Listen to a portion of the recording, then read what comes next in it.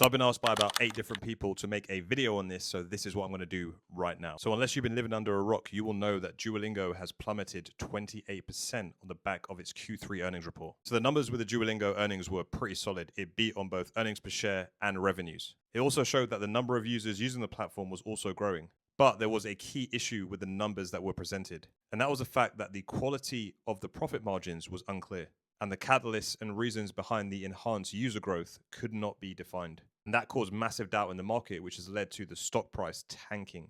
This has triggered a wide market downgrade in the price targets from a bunch of different analysts. And when you add all those things together, it means the stock price falls off a cliff. Duolingo is now below my original entry price of $196 a share. And a lot of people are saying that Duolingo is now cooked and there's no coming back for Duolingo shares. However, I still believe in this company and I am still bullish over the long term.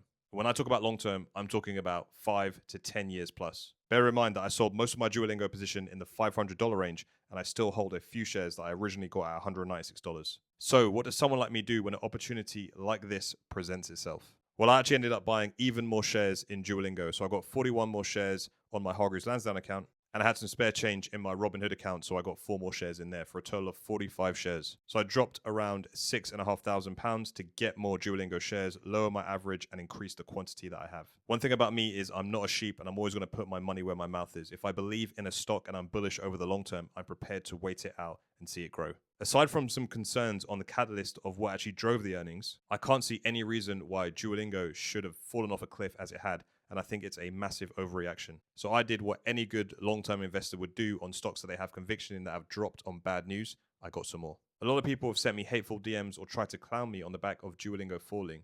And I think it's really sad because a lot of those people will never have invested a penny of their money anyway. I'm going to revisit this stock in about 5 years' time and see where it is. That's the beauty of long-term investing. You don't have specific short-term timeframes, and I can wait it out because I am not in dire need for that money. So that's where I'm at with Duolingo. And look, I felt like I had to make a video on this today because so many people were so scared. So many people were being hateful. So many people just didn't know what was going on. So I thought I'd make a video and clear it all up. If you're not already, make sure to hit that follow button so you don't miss out on further videos just like this.